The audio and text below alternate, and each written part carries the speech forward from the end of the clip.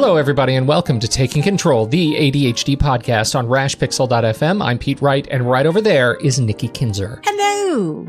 Hello. Hello. Oh, we are doing it in English, are we? No. Oh. You do it so much better than me. I can't do golly. that. I have a lot of Harry Potter practice. A lot of Harry Potter practice. I've never seen Harry Potter. I'm leaving this whole awkward silence in, just so you know. I know. I'm sorry. Awkward. You should be. You should be sorry, because that is the one thing. This is a judgment-free podcast, except around Harry Potter. Oh, really? Oh, no. The Harry Potter judgment exemption. That's not good. I'm telling you, Nikki, you can't be around my kids. They would be very, very disconcerted by this news. I think we might need to start doing live Harry Potter readings to catch you up. The Harry Potter podcast. We don't. I tried. I'll be honest. My husband and I got the audiobook. We rented it, and we were driving to Walla Walla, which is about 5 hour. Well, I guess we were in Portland at the time, so it was about a 4 hour drive. And we started to listen to it, and and you didn't do it. I kept falling asleep, and I just couldn't get into it. I'm sorry. I know. Oh, dear. I know. Dear me. I know. Okay, well, it's good to know. Good to know. It's important to know where we stand with each other. I know. We are not talking about Harry Potter today. We are very much not. So it's although going Nikki back may to have non-judgment podcast. Thank you very much. Right. Although, speaking of our podcast, Nikki has just sabotaged the entire thing because of her Harry Potter stuff. Uh-oh. No, I'm kidding. That's a joke. Okay. It's a joke. We are talking about how to avoid sabotaging your day. And this is one of those things. I have been thinking so hard about the binary language feedback that we got from our listener last week. And I feel like that plays right into the challenges that come with potentially sabotaging your day. So I'm excited to hear about your thoughts and where this came from. Before we get into that, head over to takecontroladhd.com. You can get to know the show, listen right there on the website, or subscribe to our mailing list and get an email every time a new episode launches in Nikki's fantastic email newsletter. You can connect with us on Twitter or Facebook at Take Control ADHD and call 503-664-4ADD and get your voice and your thoughts and your questions on the show. And we mentioned last week, we're doing some planning for the first quarter of next year. We'd love your thoughts. What do you want to hear? What do you want to listen to? What do you want us to talk about? Do you have questions we can build shows around? Now's the time to get them in. So make sure you use all of those: Twitter, Facebook, and phone, and let us know. You can also support the show, listener-supported podcasting at Patreon, Patreon, patreon.com/the ADHD podcast. Your $1 or $3 or $5 a month really helps us to grow the show and do more of the kinds of things that we want to do to help support the ADHD community. Thank you for your support. All right, Nikki, how do you avoid sabotaging your day? You know, as you were doing that introduction, I was thinking there are so many ways that we can sabotage our day that it's crazy. And to say that, I'm just going to talk about, like, there's only 5, I'm talking about 5 of them. I mean, this is insane, because we know that there's so much more than just 5. Yeah, right. And when you were talking about the language, I don't even talk about the language. Like, that's not even in my outline. And that's what made me think, oh my gosh, there is so much to this. And so this may be another show going on, part 2 in 2018. Keep them coming. Keep them coming. Exactly. But I don't know where the motivation came from writing this. Maybe because I was sabotaging my own day and I was like, what the heck am I doing? That might be where it came from. We all start with such good intentions. You get up in the morning and you think, okay, I'm going to get this done. It's going to be a great day. I have a plan.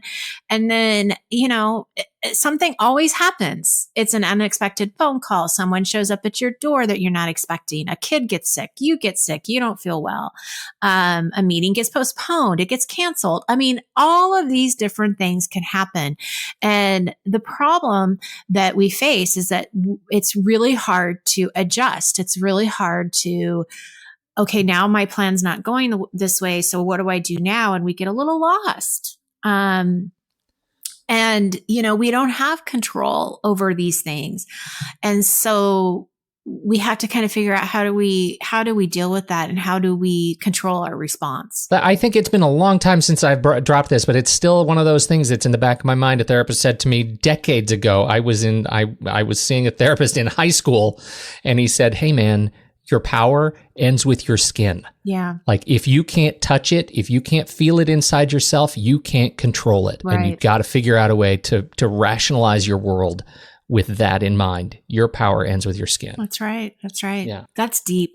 It is deep. Okay. So where do you want to start? Well, I kind of wanted to start with sort of the not to do. So this is sort of, we always talk about your to-do list. So this is sort of the not to do list to avoid sabotaging your day.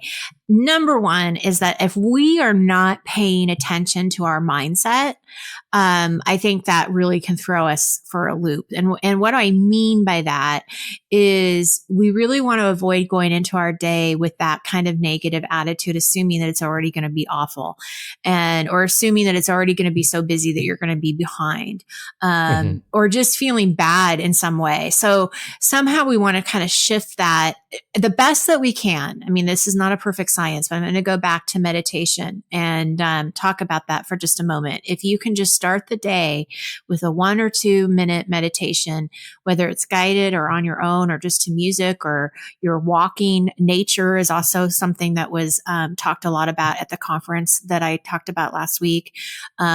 Just going out in nature can do wonders for you to kind of reset yourself. But if you can really do that little meditation or mindfulness practice before you go into email or before you check your voicemails, you're going to have a hopefully a clearer mindset. So that's the one thing that I would say. Let's try to really pay attention to our mindset before we start the day. Wake up, find your presence. Yes, exactly. All right.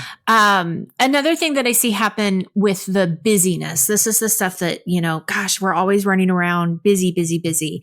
And, what we want to avoid is not leaving enough buffer time in between our appointments and tasks. I know we've talked about this on the show before. I talk about this a lot in my time course. But this buffer time is really important. And it's a reminder that I want people just to remember. I mean, it's, are you scheduling back to back? Are you really intentional with what kind of appointments you're scheduling and how much time you're leaving in between appointments? And this, when you do this, even if it's just like 15 minutes, what happens is you're allowing some of those distractions to happen. You're allowing for the unexpected phone call. It's giving you just a little bit of breathing room rather than going back to back, back to back. So bottom line here, I think, is just being really mindful and intentional about your schedule. Oh, I love that one. I include buffer time between appointments. People can schedule with me on my calendar. I make sure that they can't schedule for more than 50 minutes for an hour session because I need 10 minutes. Absolutely. I need 10 minutes between meetings and a travel time. If you have a calendar that supports travel time, make sure you're using it so that it shows the kind of time you're going to need to actually get to where you're going. Absolutely. Those little buffer pieces are huge for again, creating that mindful space. Right, that's great. Right.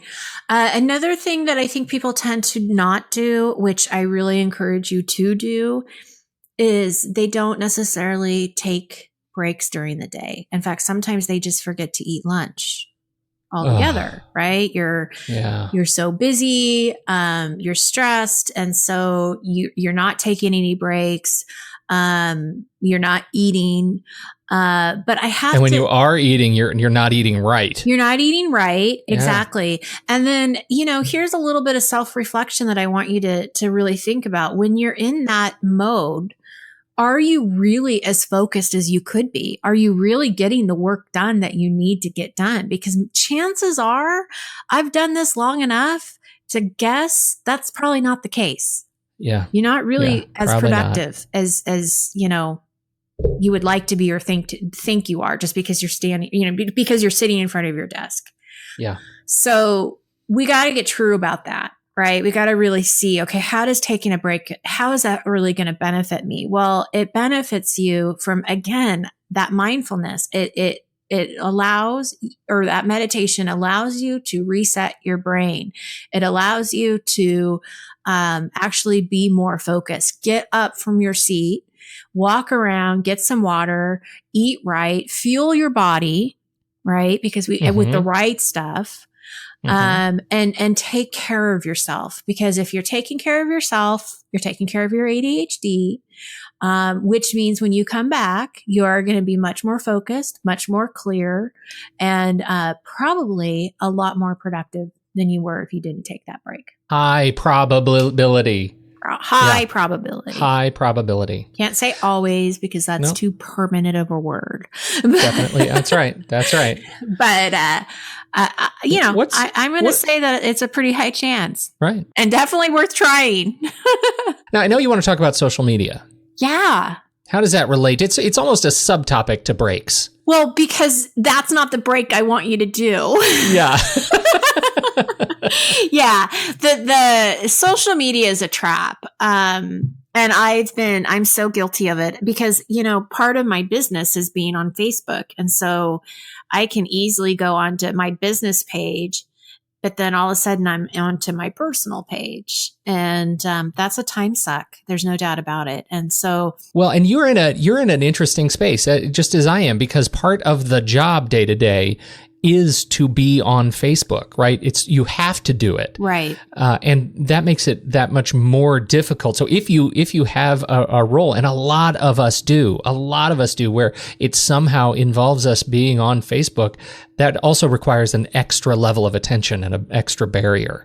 It really does, and I'll tell you, one of the things I've done to actually help is that I have my business page under that business manager or whatever it is. Facebook business manager? Yeah. So I have the business page under the business manager. So it's not connected to my personal Facebook. So for me to go check my business page, I have to go to a different link.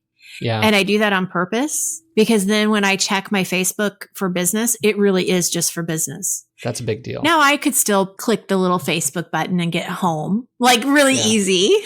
Yeah, right. It doesn't take that much. Right? But it has separated. So anyway, but it's a layer of abstraction. It is, exactly. And what we were saying before, point in hand, is that we don't want that to be your break, because that 5-minute break is going to end up being, 15, 20 minutes. It's a rabbit hole. There's too many links and clicks and go here. That's going to just, take you away from what you were trying to do. So I suggest with social media, I love social media. I love being on it, but you need to decide when is the right time to be on it. So maybe that's in the evening when you're not trying to get stuff done. How do you end your days? This is tough because in the business that I do, the work that I do with clients, by the time they come to me, and even after they've worked with me for a while, it's really easy to beat ourselves up for everything that we didn't get done. And you're looking at your to-do list and you're thinking, well, I got this done, but I didn't get this, and this.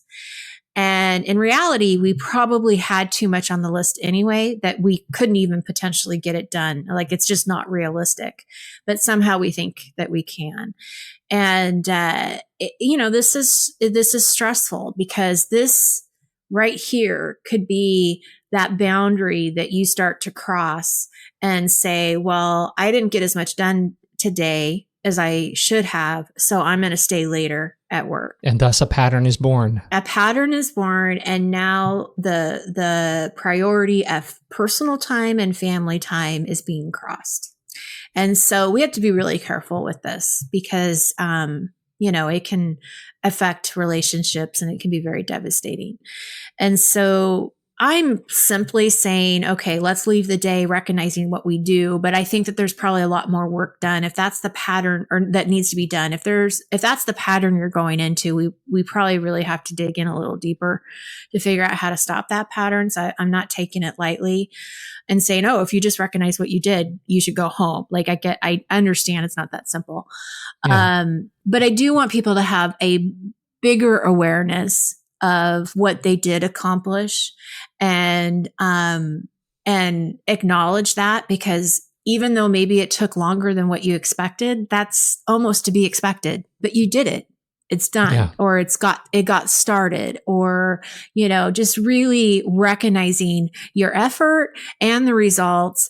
But then of course, trying to get that balance back into your life, I think is really important as well. This is great stuff. And I know you talk a lot about this in one of your courses. You want to talk a little bit about that? Yeah, the Managing Time with ADHD course, we go into a lot of detail, much more detail about your to-do list and planning and balance and procrastination and all of that. So it ties in very nicely to what we've talked about today. So if you're interested in that, please check out my website. You're going to see all of the courses there.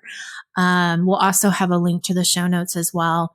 The other thing I want people to know that we have available, which is directly related to time management, is we have a free download that talks about how to get out of the door on time, and it has a daily checklist that's attached to it. And Pete and I designed this daily checklist years ago, but man, it is really it works. It still stands just as important today as it did back then, right? It's great. So we will put that in the downloads, in the show notes as well. So if you haven't gotten that, check that out as well. Excellent. We will certainly do that.